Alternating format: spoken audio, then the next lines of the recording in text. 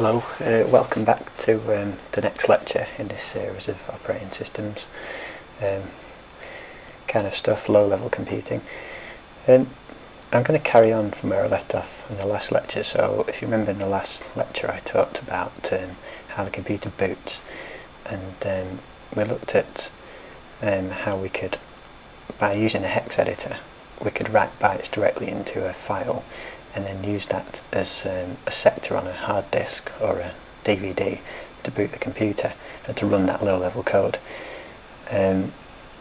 Just to clarify one thing that I don't think I mentioned last time, you mustn't mistake reading sectors from a disk with reading files from a disk. So at the lowest level, the way the disk gets accessed by the machine is by it just indexes sectors. So it says I want sector 0, I want sector 1, 2, 3, 4, and it pulls a whole chunk of bytes off. So that's at a low level. And then at a high level in the operating system, people develop file systems, and a file system is just really a simplified way of looking at it. It's just another indexing system for the data on the disk. So when I want to load a file from the disk in, say, my Windows or my Linux operating system, I open the file, and what that means is the name of the file and the directory that it's in will map onto a sequence of sectors on the disk that have the file's contents in, and the file system that I'm using, whether that's NTFS in Windows or ext in Linux, whatever it is, it'll have some mapping to the sectors and it'll read those off. But this happens at a very high level really, and we're working below that at the machine level. So when I talk about writing a boot sector to the disk, I mean we actually write a chunk of bytes directly to the disk. Okay, there's no file system involved. It's just we just view the disk at a low level as a sequence of sectors, and the boot sector is the first sector. Okay, so in that last lecture I was editing the boot sector in hex, but I showed that we could create something. We could create an endless loop by putting the machine opcodes in there, and those bytes that we typed in meant something specific to the architecture that we're using, which is x86, which is it's probably the most widely used computer architecture. So we typed those things in, we padded out the boot sector to 512 bytes long, and we put the magic number at the end so that the BIOS in the computer, when it starts up, it knows that this is code that it can run rather than just data on a disk. So it knows it's a boot sector. So it was quite tedious to write that in a hex editor. The problem is, well, it's tedious to do that, but also if we want to write a program, we've got to learn all of the machine code opcodes for the things we want to do. If we want to, move data around between registers, I'll talk about registers today, and all of those things, then we need to learn what all the opcodes are. So this is why we often use an assembler. And the assembler, you type in, it's not really high level because you're still writing very low level machine codes, but you can use names like, you can name the registers, you can name the instructions like jump. To compare values you can use the comp function, and the assembler literally just translates those into machine code. So it's quite a simple process really. It's just a case of the assembler looking up a table of what those assembly instructions are and mapping them to machine codes, and then it creates the boot block just like we did in our hex editor. So I'm going to try and show that to you with some examples now. Yeah, so that's what we're going to do. Today we're going to look at assembling some code for our boot sector, and then we're going to learn about registers and interrupts, and using those we're going to demonstrate how we can tell BIOS to print a character to the screen, and that's quite a good thing because then we're learning more about the computer. Interrupts and registers and BIOS are fundamental to understanding the boot process and how a computer starts. Once we understand these things, we can build up and learn more about assembly and more about the computer. But we'll just start like this. Okay, so by the end of this, what we should have is a little assembly boot sector program that just says hello world, and we can run that. We can boot a computer with that, and our code is running at the lowest level then. So it's a nice result. Okay, so well, where do we start? Let's look at assembly then.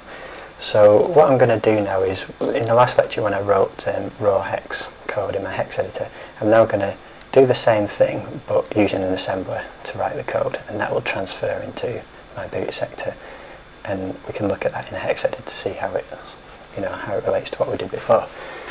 So, well, first of all, I'm going to edit a file.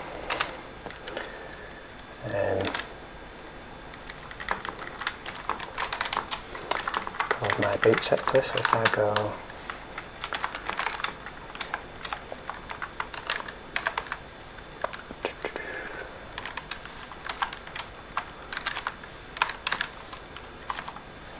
we'll call it boot sector.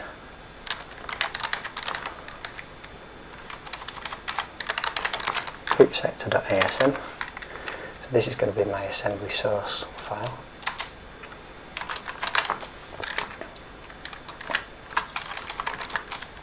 Okay. Now, well, this is my assembly code now. So what I'm going to do is I'm going to play around with the assembly instructions, and then I'm going to compile those with my assembler. I'm using a thing called NASM, which is quite a popular assembler. There's not really much difference between assemblers. You just take the sort of more human-friendly view of the machine code instructions and translate them into opcodes. And there are slight variances between them, but they pretty much do the same thing. NASM is quite a nice one to use, I find. So it's open source as well. All this stuff is free. So what we're going to do, well, let's just start off with an instruction. So I'm going to do this thing here. If I put this loop, okay, now this bit of assembly, all it means is I've declared a label here, which is just really a human-friendly mapping to an offset within my assembly code. I'm going to show you the hex so this will become clearer, but then I've got this jump and it's saying jump loop. So what this will translate to when I compile it is, because this label is right at the top of my file, at the first instruction it's going to be 0, so this is going to say jump 0. It's going to jump to itself. I'm going to get an endless loop. So if I just compile that, or assemble it, if I want to use the right terms, I'm going to use this command here.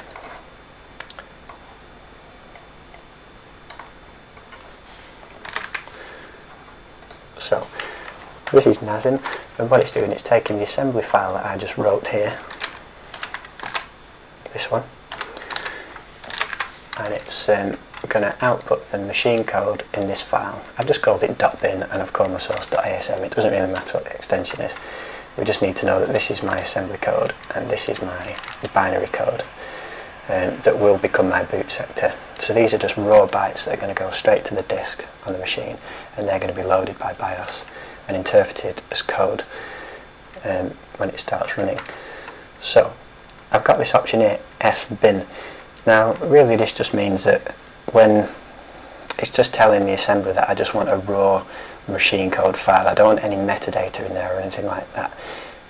If we were compiling a program in assembly to run on an operating system, then often you have lots of extra metadata in there to tell the operating system how to load the file, and you have different sections, some for data, some for text, things like that.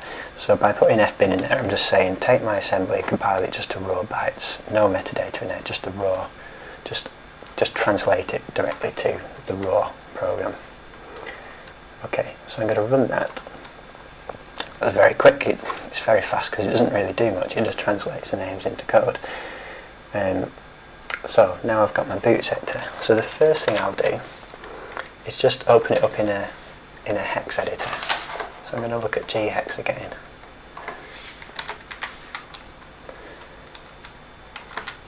Like I did in the last lecture. So I'm editing my file. Okay, what do I see? Well, all I can see in here is there's 2 bytes. And it's these numbers here. So EB and FE. So these are hexadecimal numbers. Well, why is that then?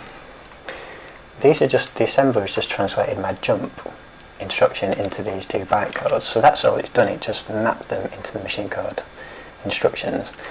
Now Now if I tried to load this as a boot sector on the on a computer now, it's not going to run because it's, first of all, it's not 512 bytes long, and it's not got the magic number at the end, so I need to figure out how to do that in my assembly code. So I'm going to show you how to do that now. But that's it, that's a jump instruction in hex. So remember, the computer, it just understands numbers. It doesn't even, when I type jump, it doesn't know what jump is, it just knows what an opcode for the jump is. And this is all processor specific, and I'll reference more of this stuff later on, but you can get the like the Intel x86 developer manual, and you can look at all the opcodes and look at all of the different features available for the processor. But we can do that later. So, okay, so we've compiled some code. Let's play around with some other things then. So I've just put a jump instruction in there. Quite a nice one to start with. We can put comments like this. So if I put a comment, we can put them here, another comment. So these just get ignored when it compiles it. Now, I mentioned before in the last lecture that the computer doesn't really differentiate between code and data. If you start the processor executing at a certain address in memory, it's going to assume that it's code. It's going to try and execute it, and if you jump to code, then it will run the code. If you jump into data, then it will interpret that data, so those bytes, as opcodes, and try and run them. Often when you end up accidentally jumping into some data, it often happens when you get memory errors in C, and you end up jumping into some data, and you can start executing that data, and usually it will crash because it's meaningless. There's no real logic or sense to the opcodes that it's interpreting. So there's no difference between code and data at the low level. But often in programs we need to declare data, we need to declare strings, default values, stuff like that. So the same with this assembly, we can declare data in it. We've just got to make sure at this low level that we don't allow the computer to start executing that data. But as I work through this, we'll see what that means. But if I put db 0 here, what this means is it means a data byte. It just means it's not an instruction like jump or move or something like that. It's just saying stick a 0 directly into the output, the binary output. So let's see what happens when I run that. So I compiled it again, and now I'm just going to edit it. There we go, so we just got a 0 on the end, so an extra byte added. So now we've got 3 bytes in our boot sector. Let's put another one on there. So if I do db, I don't know, let's put 1. And we run it. It's often nice to play around with things like this to really understand how the assembly is working, so that you don't just assume things are just magic. You can just play around with little examples, see what code it generates, and and then you can really understand how it's working. Sometimes when you see tutorials and things, they just talk about, here's some opcode and stuff, here's some assembly, but they don't really encourage you to look at, to just try, compiling simple things and looking at what the output's like. It's often very useful to do that in C, and we'll do that later on. We'll take C code, we'll compile it and look at what that looks like in assembly to understand how C works. It's a really nice way of learning, so that you don't miss anything out. So now I added that db1, and I've got 4 bytes now, so I've got the 0 if I look at my code.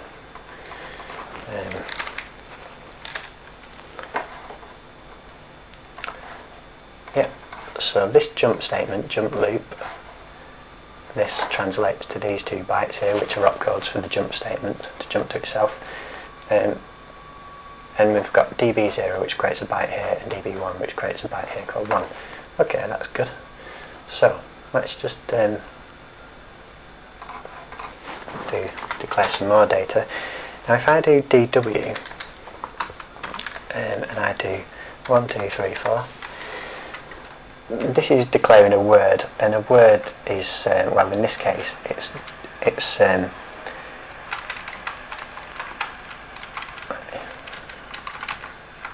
I've got db0, db1, and I've got, so these are bytes, these are single bytes, and a word is just 2 bytes, okay, so it's just 16 bits. So when I compile this, I should see 2 more bytes added to the end.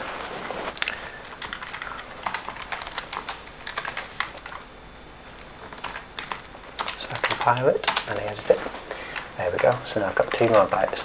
Because I declared a word which is 2 bytes, it's a 16-bit value. But you'll notice the first thing that's important, I bring this up, I declared this value, this 16-bit value, 1, 2, 3, 4, and if we look in here we'll see that it's actually the way it's written to the file is in reverse order, so it's 3, 4, so it's the least significant byte first, and then it's 1, 2, the most significant byte last. So this is because x86 processors, they are little endian, which just means, and I always get them mixed up when I think about it, it doesn't really matter, just to understand what that means and to understand which, on whichever process you're working, how that translates to how things are stored in memory. But yeah, so this means if I declare a multi-byte type value, so here I've got 16 bits, 2 bytes, it will always get represented in memory in reverse order. So, and on disk as well. So there we go. Now, if we want to make sure that our boot sector is 512 bytes long, and then put the magic number at the end. So first of all, let's do the magic number. So, if you remember from the last lecture, the magic number was, well, we put in our code, we put this, didn't we? If I just compile this and look at it.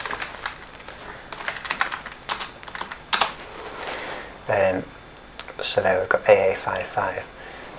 Actually,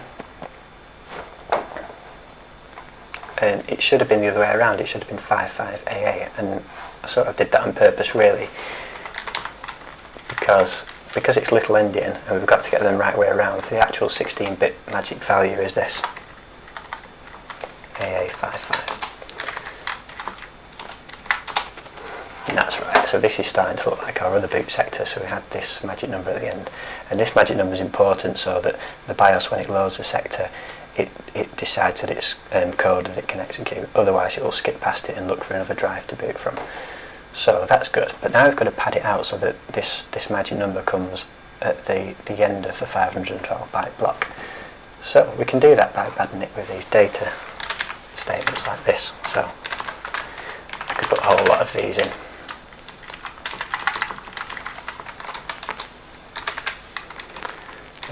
I can compile it and edit it. There we go, I've got some more in. So I've got to make sure I've got enough in to make it 512 bytes long.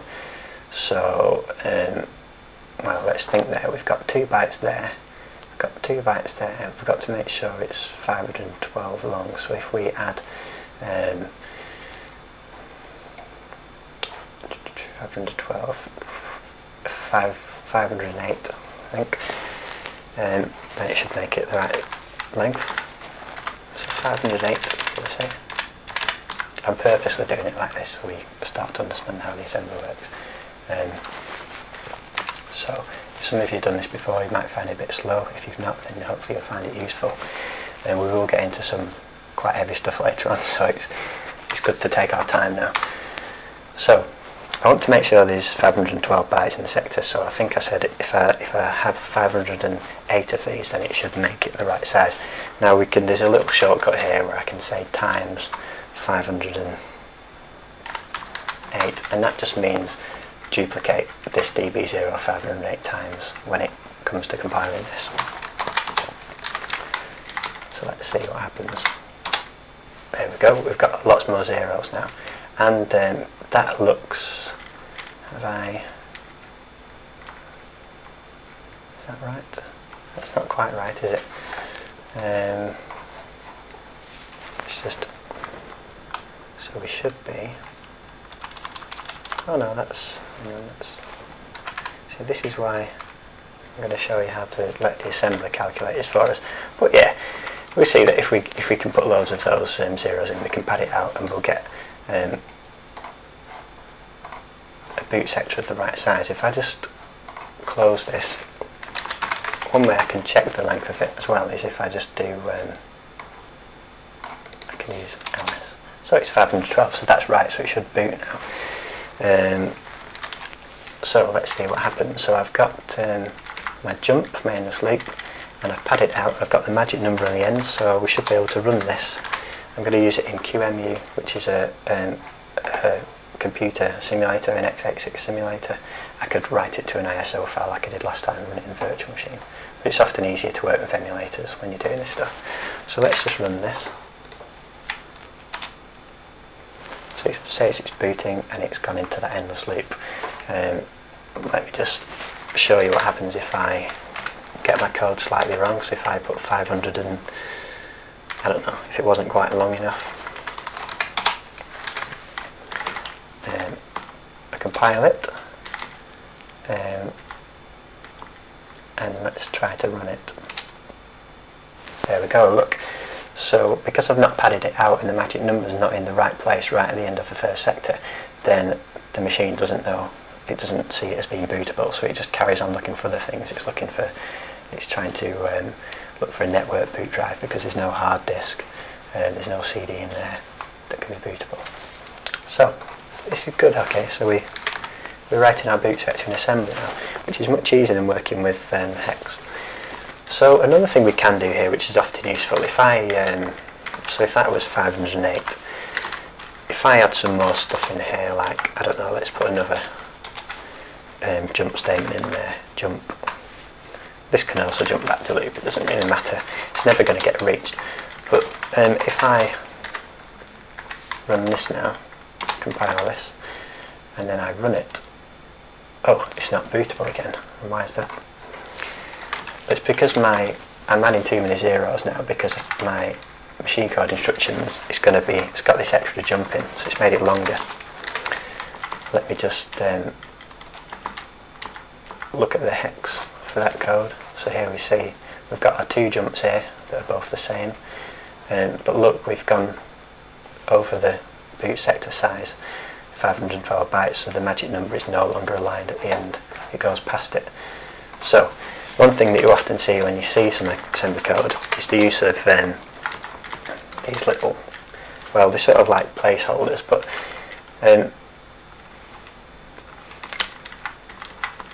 if I, just to explain this, what I'm going to do is put some of these things into my code. So if I say db and then put this $sign, I'll put a few of these in just to show you how this works.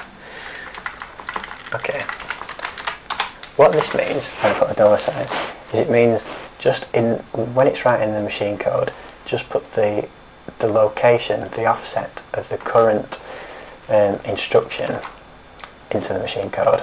So the offset of this one is one more than the offset of this one, so you can see this will increase. The easiest way is to compile this to see what it does. Okay, so we see there 2, 3, 4, 5.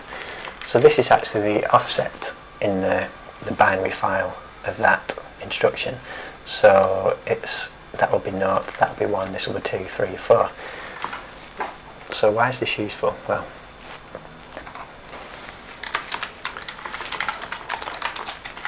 something else we also are going to use is another one of these special assembly symbols, is this one. So double $sign.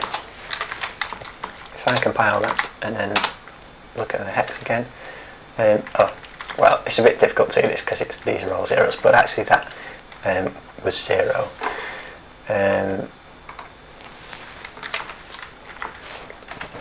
If I put more of these in, I'll just put this one at the end so you can see, differentiate between the zeros. So I'm going to put a 1, 2 in there. This will become clearer soon. So okay, that double dollar sign, it's just put zeros in here, and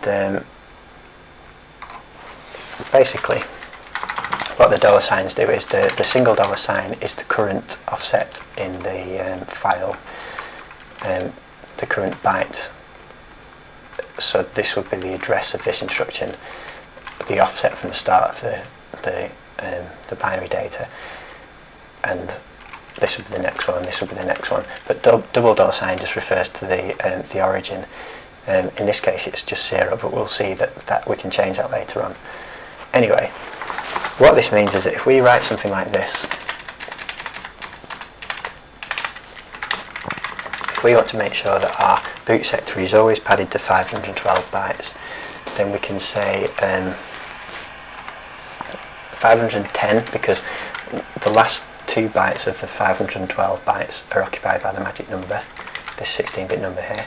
So we want to pad it with zeros all the way up to there with 510 to make sure that this 510 bytes before this last byte. So we can do this using those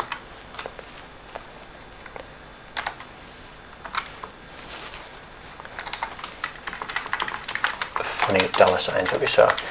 So this is just saying, because this is 0, it's just saying take 510 minus the offset of this instruction here, and that's the number of times we want to write zeros into a file. So let's just do that.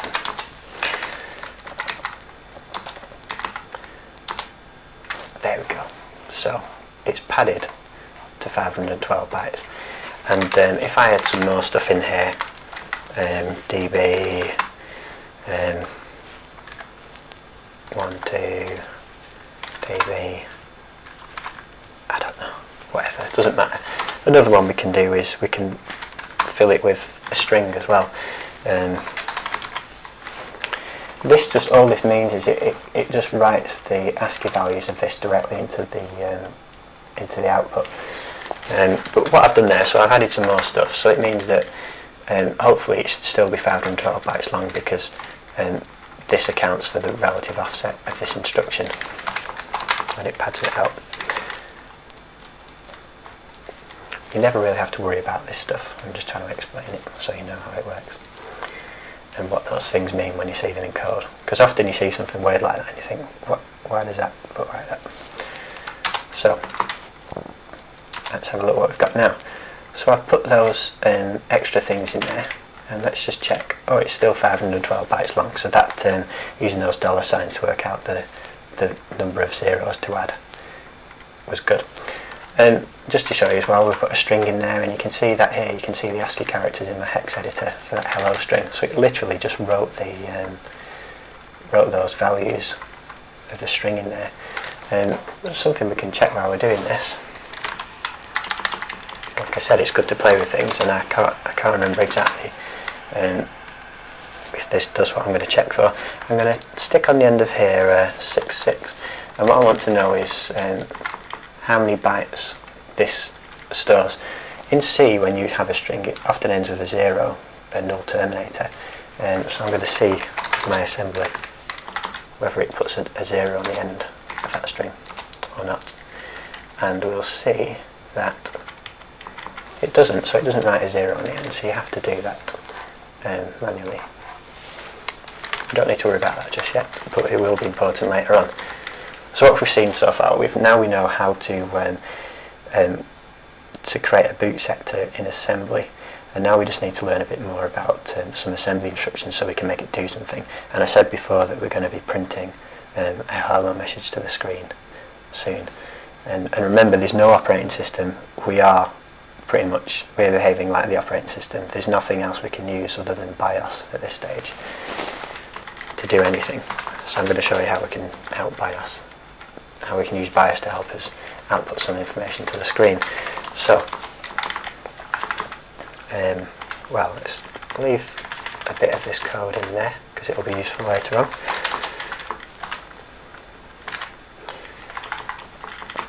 So I'm going to talk about registers now, and then I'm going to talk about interrupts. We need these things,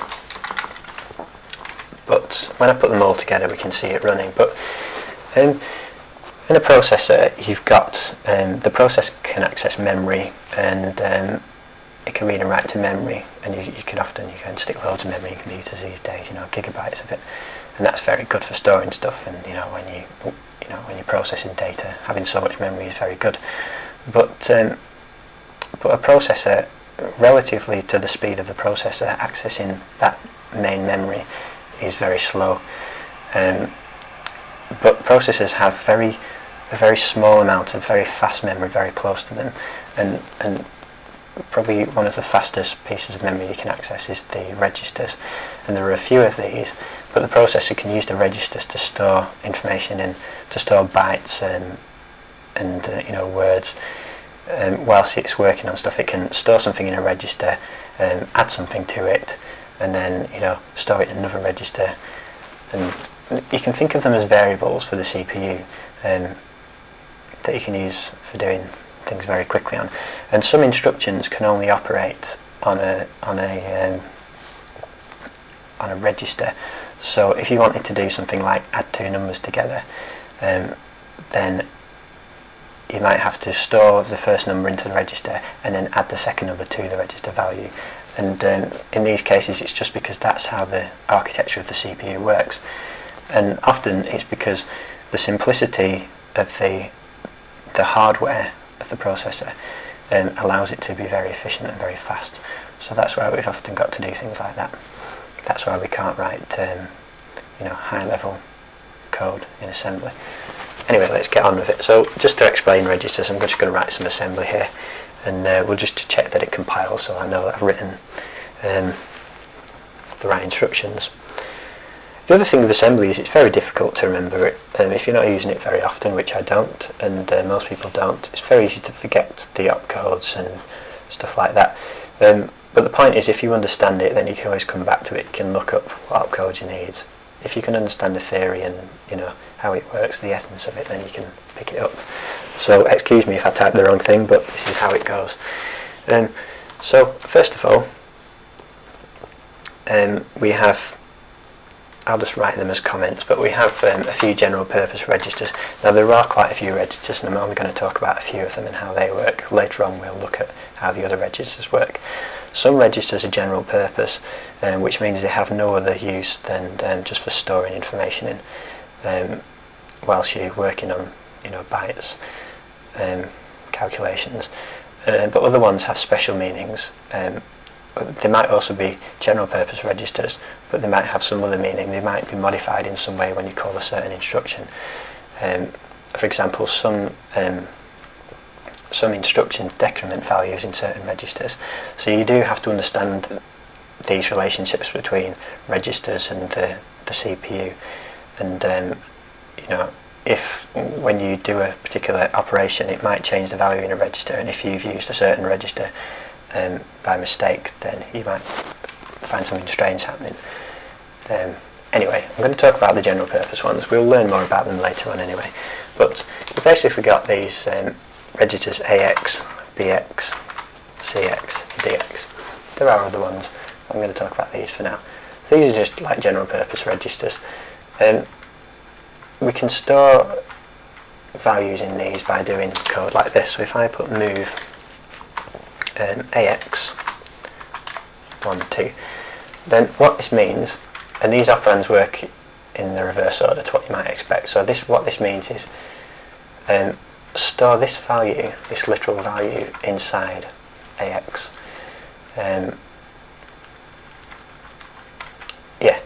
So it's going to store that value in there. And if I do, it gets more confusing when you have something like this. So let me just check that compiles. I want to make sure we're writing the right code. Yeah. Now if I do this, move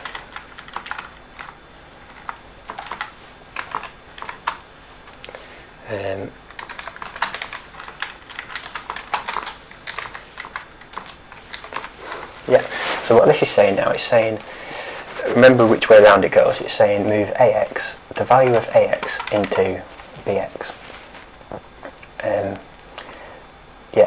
You can think of it, when it says move, you can think of it as copy really. It's like copying the value. It doesn't, the value will stay in AX until something else changes it.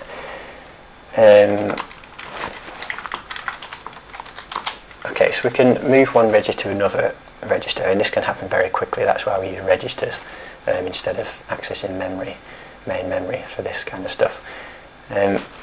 Now, just one note on these registers. I suppose I'm going to talk about it now. It makes sense to. When we start our computer up, it runs in our x86 computer. It runs in 16-bit real mode, which is a backward compatibility mode. So even though you might have a 64-bit processor or whatever, when your computer starts, it will start in 16-bit compatibility mode. So when I talk about these registers AX and BX, the values they store are 16 bits, so they can hold 2 bytes. Later on, when we look at switching into 32-bit mode, and it's similar for 64-bit extended mode, it just means that aside from other things that the processor makes available in those modes, one of the things it does is it means that we can then add together and treat numbers, move data around in 16-bit or 32 or 64-bit chunks at once, so like in one instruction or in one move statement. If I wanted to move 32 bits or manipulate 32 bits in 16-bit mode, I have to treat it as 2 16-bit values, and that's why when we basically add in the bit width to the processor, it means that we can process data much faster because we can handle larger values in fewer instructions. Okay, so we're running in 16-bit mode, so these registers hold 16-bit values, so that means I could put move CX, something like this, OX 1, 2, 3, 4. Okay, so I can store that in CX. Let's just compile that.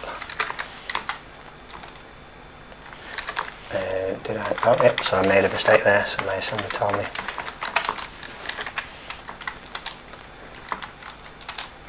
Okay, so there we go, it compiled. So, okay, I can store that value in there. If I put something like this, 5, 6, let's see what happens. Oh, it says word data exceeds bounds down here. So word is 16 bits in this case, and now I'm trying to write a value that's bigger than 16 bits. So there we go. Now, often when we're manipulating the registers, it's useful to also treat it as 2 8-bit values. We'll see in a minute when I look at interrupts why that is, but when you see AX, it just means the full 16-bit register. Now if I put move DL OX 1, 2, then what this is saying, it's saying in the DX register, with the lower byte, move this value into it. And if I do the same like this, so DH, it's saying the same for the high byte. So if I put OX 3, 4, then it's saying move this byte, OX 3, 4, into the high 8 bits of the register. So we can treat it as separate values like that, as separate 8-bit values. Okay, that's probably enough on register for now. We just need to know that we can use those to store values in, and I'm going to show why that's important. But also some of those registers are expected by certain bits of code, like when you call a function, for example. We will look at functions later, but when you call a function in assembly, it basically amounts to jumping to an address. And if you want to pass arguments to that function, then you can use registers. You can store a value in a register like AX, and then when the function that's called wants to use that parameter, it knows to look in AX. Well, it doesn't know to look in AX, it expects to. So that means you need to know which registers it's going to use to do that. We're going to look at interrupts now, so we'll see why this is important. So we're nearly there now, we're getting closer. Now, what we want to do, I mentioned earlier in the last lecture that BIOS is the thing that gives us some basic input output. so that we can use the machine before we have an operating system. And the BIOS is implemented on a chip, usually stuck in the motherboard somewhere. And this means that, well, we know that when the computer starts, we see the screen come on and we see some text on the screen usually. So we know that somehow that computer is writing to the screen, and it's BIOS that enables that. And we also know that BIOS can read the boot sectors from the disks, so it has some low-level ability to read from these different devices, or the way they connect to the computer, the buses that they connect to.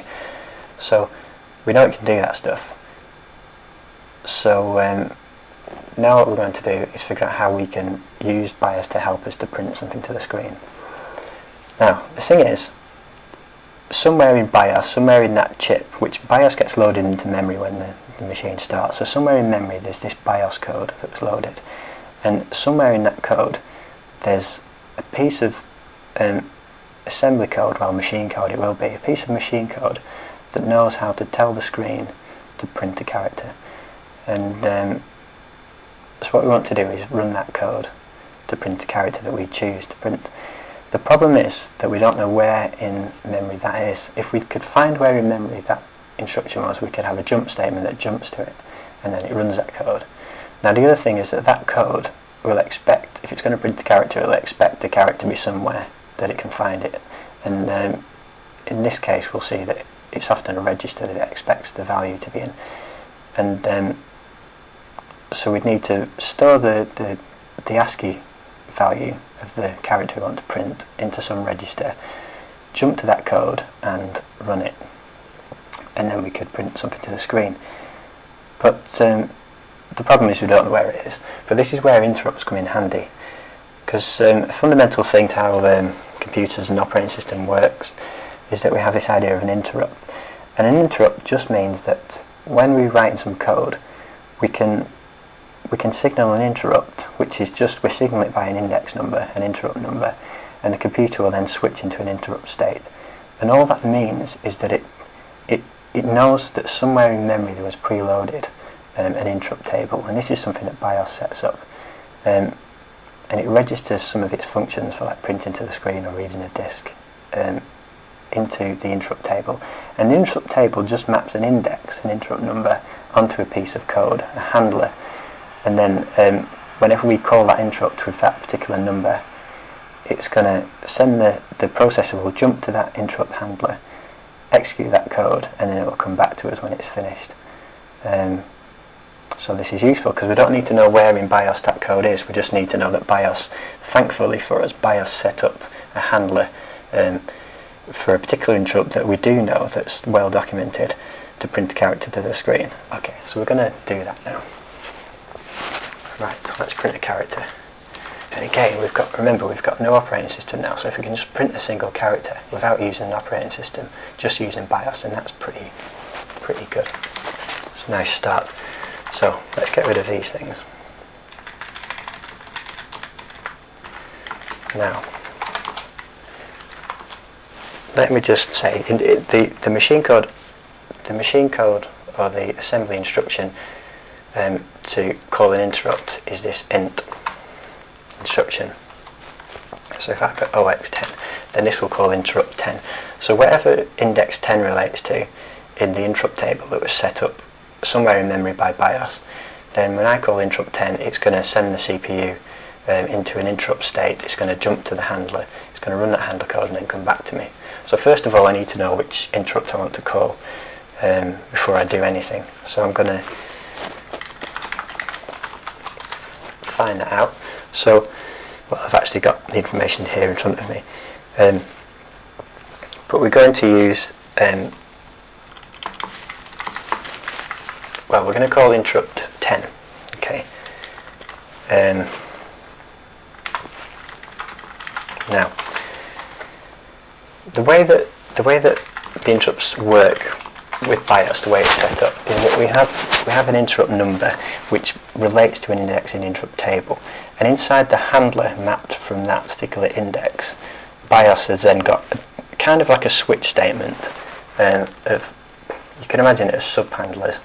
So the first thing it does when it calls that handler for that interrupt. So interrupt 10 in this case I'm using, which is it's an interrupt for certain BIOS functions, and in this case it's one of them is going to let us print to the screen. So when BIOS when that interrupt gets called, it enters a piece of BIOS code that has a switch statement that then looks at one of the registers. In this case it's using AX register for another value, which then determines which subhandler it calls. So you kind of use these interrupts and the registers to select particular functions from BIOS. And again, because it's an interrupt, I don't need to worry about where that code is in memory, because it's mapped to in the interrupt table BIOS already. And this is important because it means that the BIOS code can move around in memory on perhaps different hardware, means that it has to load at a certain address. So we don't need to know where it is. So I'm going to call interrupt 10. Right, if you want to find out these BIOS interrupts, you can Google on the web, you can find a list of, it will give you a table of all the interrupt numbers and all the register values that you need to set to call those particular functions, like to print to the screen or to do a beep or something like that. In this case we're going to print to the screen. Let's get on. Okay, so this particular function that we call, and it's a scrolling teletype BIOS routine, which just means that it will print characters. If we call it, it will print a character, and if we call it again, it will print a character next to that character that we printed before. And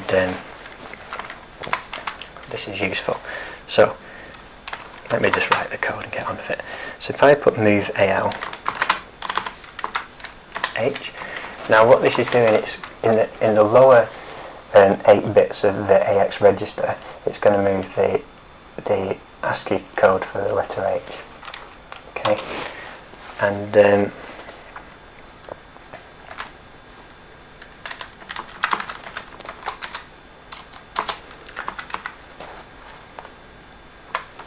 other thing we need to do is, remember I said that the handler that gets called when the interrupt 10 fires expects to know which subhandler to call, and it expects to find that subhandler in AH.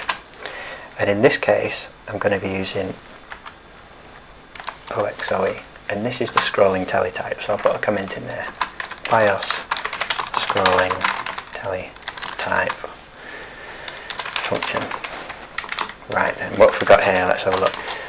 So we're selecting a particular function that we want to call in BIOS. We're passing in an argument to that function. In this case, BIOS expects in AL, the lower bits of the AX register. And then we're calling the interrupt for a particular set of BIOS functions, and this is going to cause our CPU to jump to there, and then hopefully this should print something to the screen, if I've not made a mistake, which is very easy to do when you're writing assembly. So we compiled it, that's good. Let's just look in our hex editor to see what it looks like. Okay, we see some bytes in there for our instructions, and we see an H there, which is the H that I put in. It's the correct length, so that looks good. So now we should be able to execute it. So we use QEMU. So it's booted it, but it's not displayed a value in there. Okay, so let's just go back and check that I've got this right. So what could go wrong in this case? So like I said, it's easy to make mistakes. Okay, we've got okay, here's the first mistake then. I've got a jump, endless jump before my code runs, so it means that this code will never get executed. It's a good way of seeing how this works, but it shows it's easy to make mistakes when writing assembly, but it's good fun as well, just to see why you made mistakes and figure it out. So what I want to do is I want to move this jump, and another way I can write this jump using the $sign, just to show this, is to put jump $, which just means jump back to the current instruction. So this is going to give me an endless jump. So let me write a comment there so I know what that means. Now the reason I put a jump in my boot sector at the end of my code is that we don't want to allow the computer to carry on executing all the random bytes in memory, because we don't know what's going to happen. Now, okay, the computer might just fall over, but there is a slim chance that some of that random data could be code that you could call a BIOS function to say format the disk or something like this. It is possible that something like that could happen. If you imagine all of that memory that it's going to churn through. So I put this endless jump on the end of my code to make sure that I never escape this. It just keeps looping. So this should print something and then loop.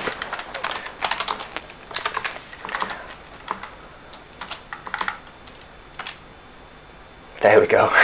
So there's RH. That's a nice result, really.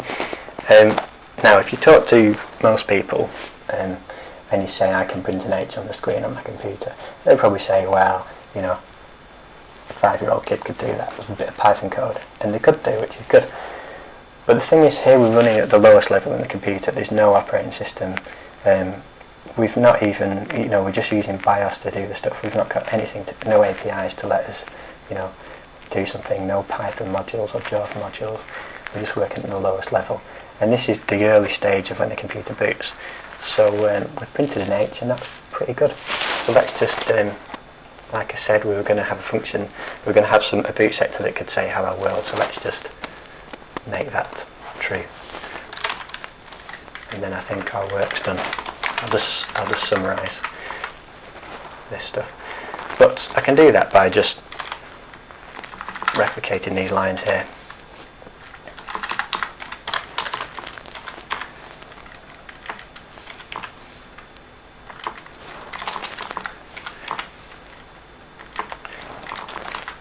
We can be more sophisticated later on, but I'm just going to print single characters for now, because I think we've probably learnt enough today.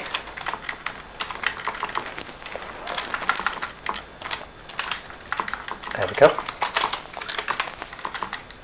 Let's compile it and let's run it. Hey, there we go. So it says hello. And because this is the BIOS teletype function, and there are different BIOS functions for printing strings in different ways. You know, like for printing at particular locations on the screen, or in different colours and stuff like that. But this one just prints each character one after the other. So there we go. So we've got a boot sector that says hello. I could write that to an ISO file, and I could run that. I could restart my computer with a disk in it, and it would just run my code that prints hello. So this is good. Let's just check we've covered everything now. Yeah. So we've had a look at how to assemble code. We saw how it's easier to do that than it is to write in the hex editor, especially because we can use labels for to represent offsets in the file, so we don't have to remember which byte, the particular location of a byte in the file to jump to that particular code. We just have a label. We also saw how we could pad it out to 512 bytes using just a few of the assembly like symbols like the $sign. We looked at registers, so how the CPU can store stuff in registers, general purpose registers, and we looked at interrupts, and we saw how the use of registers and interrupts is a very primitive way of calling functions, and that's how we call functions in BIOS. We set some expected values in registers that BIOS expects, and then we call an interrupt. An interrupt we call with a certain number.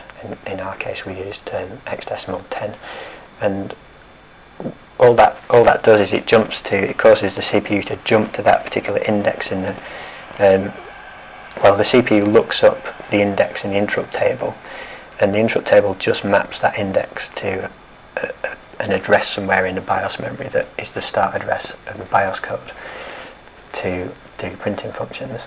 And in that code somewhere, later on, if we write some code for printing out memory, we could search for the BIOS code in memory and print it out to see what it is, and we could probably even extract it from memory and sort of disassemble it back into assembly to look at how it works. But there'll be some bit of code in there that looks a bit like a switch statement, and if else, and it looks in let me just check which register it was. It looks in the AH register, so that the high 8 bits of the AX register, and it uses this number to select a particular function, so this is teletype, and then it looks in the AL, the low 8 bits of the AX register for the character to print for the ASCII value. So that's how it works. So we call the function in BIOS, and that, I think, is the end for today. So now we can write some assembly code for a boot sector. Next time we're going to learn more about assembly, and we're going to learn about things like stacks, and later on calling functions, and we're going to also look more about the CPU, how we can manipulate it to do certain things, and much later on we'll look at how we can switch from 16-bit mode into a 32-bit mode, or it will be similar for 64-bit mode as well, which is what the operating system has to do when it's booting. It wouldn't be possible. Some older operating systems, like I think, I might be wrong, but I think like Windows 95, they would run in 16-bit mode and that was it. Whereas later operating systems, Windows 2000, it would boot up into 32-bit mode and it would run in that mode.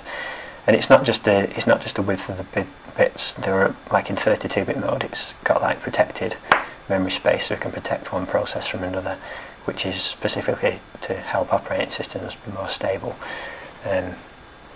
We can look at this stuff later on, but you start to understand like why like an operating system like Windows 95 is much less stable than something like Windows XP, and it's possible for one process to trample over the memory of another one by mistake.